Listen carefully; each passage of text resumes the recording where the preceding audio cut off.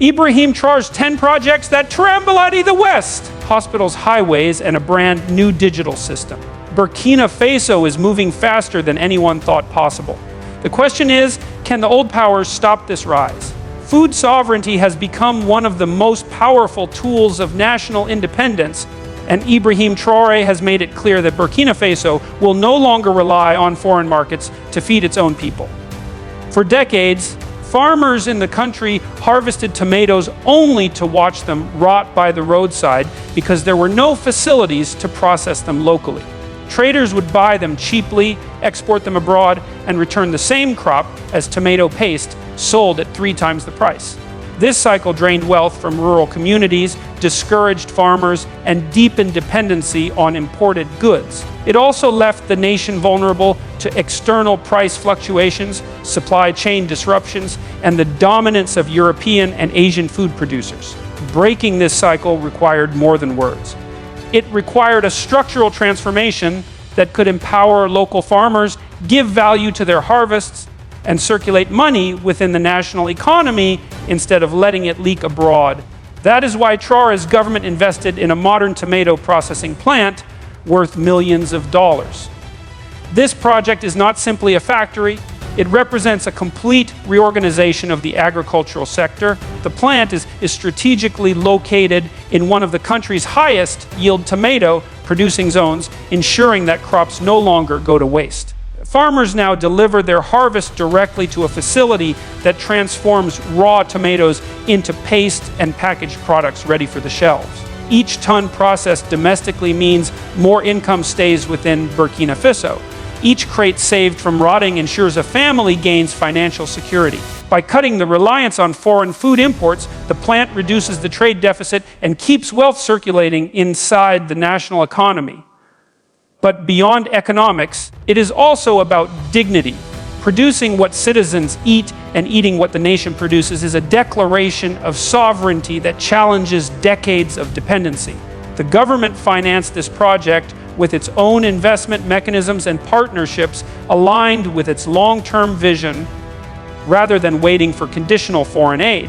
That decision itself sends a strong signal that Burkina Faso is determined to shape its own destiny without external dictates. The plant has already created more than 100 direct jobs, from machine operators to quality control staff and laboratory technicians. Yet its influence extends far beyond those inside the factory walls. Transporters, crate suppliers, local packaging companies, and small-scale farmers all benefit from a structured market that pays fair prices and reinvests in the national economy. The project has triggered ripple effects across the supply chain, stabilizing incomes and offering new opportunities for thousands of families. Training programs have been introduced to help farmers improve crop quality, learn modern agricultural techniques, and adopt high-yield tomato varieties. Youth are not only encouraged to work in fields, but also to gain skills in engineering, processing, and food system management. By linking education with industry needs, the project ensures long-term sustainability and builds a generation capable of running and expanding agro-industrial ventures. This is not a one-time initiative. It is the first node in a growing network of agro-industrial projects designed to turn Burkina Faso into a processing hub for the Sahel. The vision is not limited to tomatoes. Similar initiatives are expected to cover other staple crops, from grains to fruits, creating an entire ecosystem of value-added production. The principle remains the same: take local harvests, add value domestically, and ensure the benefits reach ordinary citizens instead of being siphoned off through imports. In a globalized world where developing nations are often trapped as raw material exporters, Burkina Faso is making a decisive shift to control its own food chain. What began with tomatoes has become a symbol of transformation. It shows that sovereignty does not always start with weapons or politics, but with the simple act of feeding people through local strength and national will. Infrastructure has always been the backbone of sovereignty, and in Burkina Faso, the construction of new transport corridors has become one of the clearest signs of a break from dependency. For decades, the nation's economy was stifled by its landlocked geography. Exports and imports relied on routes controlled by outside powers, particularly those tied to French influence. This dependence not only increased costs, but also left the country vulnerable to political pressure and trade bottlenecks. Farmers who managed to process their crops locally still faced long delays and excessive expenses to move goods across borders. Traders struggled with high transport fees that made their products less competitive on international markets. The answer to this challenge was not another promise of foreign assistance, but a bold infrastructure project that could connect Burkina Faso directly to the Atlantic and give producers access to regional and global demand on their own terms. That solution came in the form of the 120 million Bobo-Dioulasso Ivory Coast motorway. More than just a road, it is a strategic corridor of independence. Stretching from Burkina Faso's second largest city to the Ivorian border, the highway links farmers, traders, and industries to ports that open the way to global markets. For local producers of goods such as tomato paste and other processed foods, the motorway means faster delivery times, reduced reliance on middlemen, and greater opportunities to sell beyond national borders. By cutting transport costs and trimming delays, the project directly increases the profitability of local industries while lowering prices for consumers. The benefits are not only financial. Every mile of road represents a step toward autonomy, a challenge to the old structures that kept the nation dependent on external control. Unlike many mega projects of the past, this motorway was designed around domestic priorities and regional partnerships rather than foreign dictates. Local labor was employed, ensuring that communities along the construction route gained both jobs and skills. Markets, rest stops, and housing clusters began to appear, fueling microeconomies that transformed once isolated villages into thriving nodes of commerce. New logistics hubs have started to emerge, turning the corridor into a living economic artery rather than just a strip of asphalt. Communities benefit from improved access to healthcare, education, and trade, while small businesses gain reliable connections to larger markets. The project is not presented as a symbol of vanity, but as a vein in the body of national recovery, pumping life into regions that were previously cut off.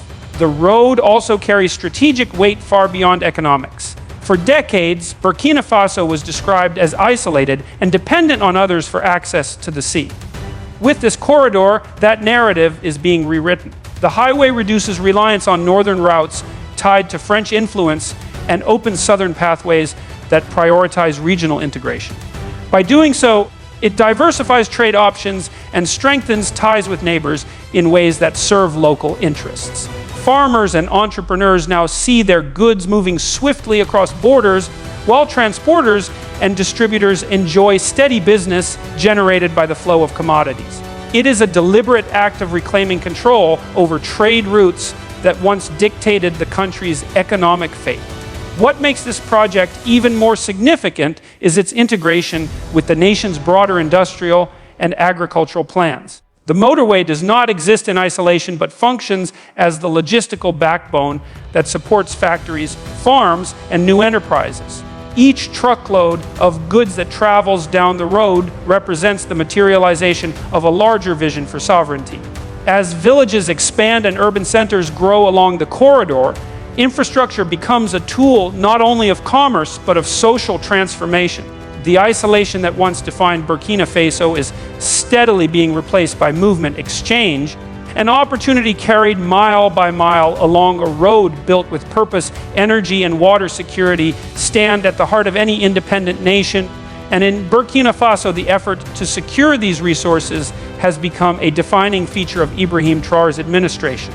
For years, millions of people lived without reliable access to electricity, and rural villages were forced to rely on kerosene lamps, diesel generators, or simply darkness once the sun set.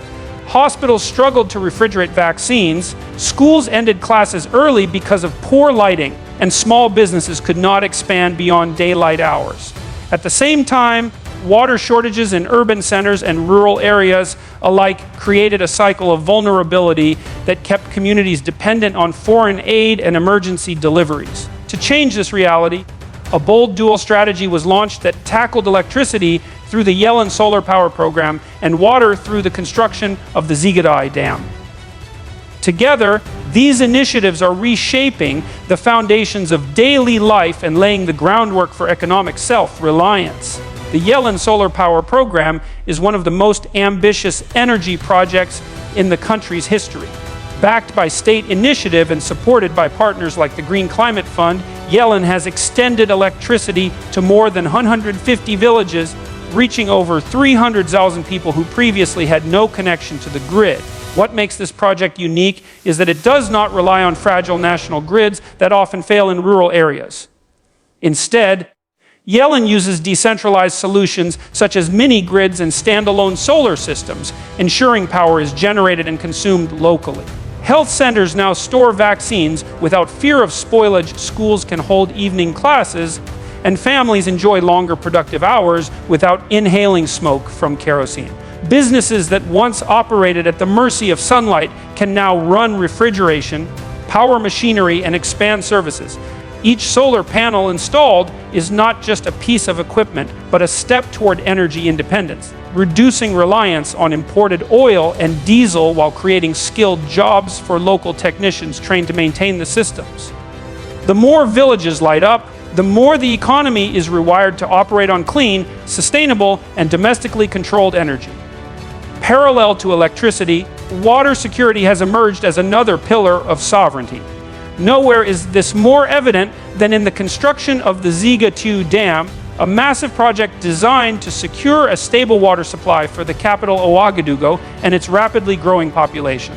For years, residents endured dry taps, hospitals rationed water, and families were forced to walk kilometers during drought seasons just to fetch a few buckets.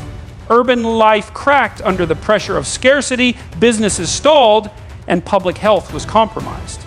The new dam changes this dynamic by providing a reliable and constant source of water for hundreds of thousands of residents. Equipped with modern filtration systems, solar-powered pumping stations, and updated distribution pipelines, Ziga 2 is designed to ensure that water not only flows, but flows clean.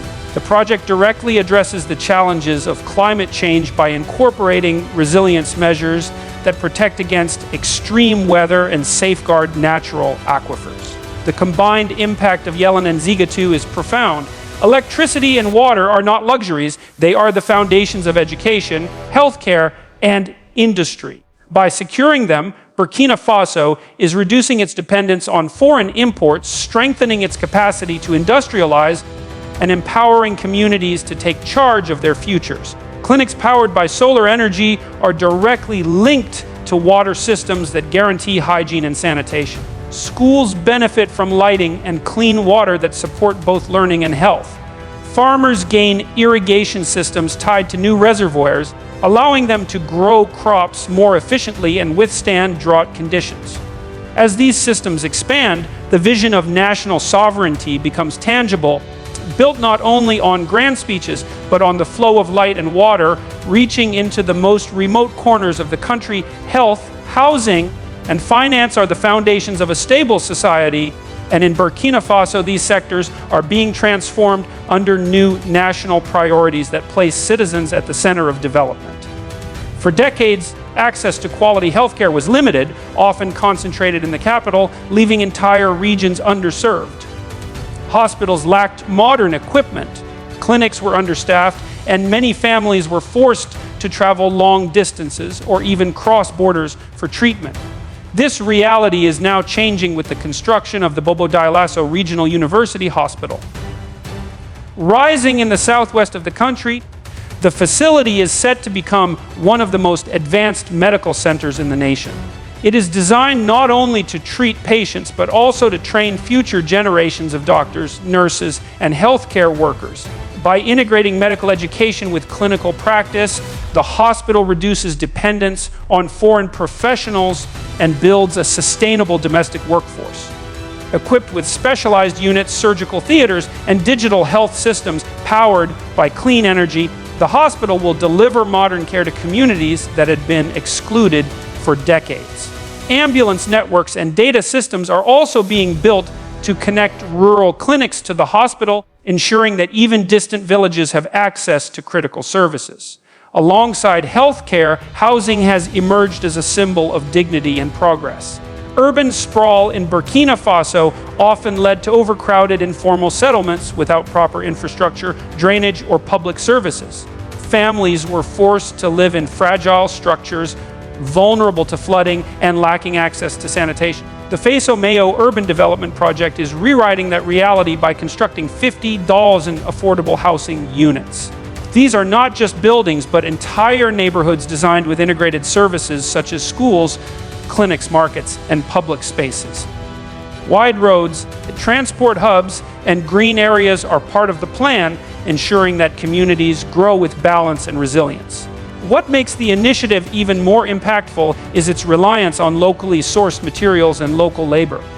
Brickmakers, carpenters, electricians, and young architects are being trained and employed, turning construction into an engine of national job creation. Families who move into these homes gain more than shelter. They gain stability, access to basic services, and a sense of belonging in a modern, planned urban environment.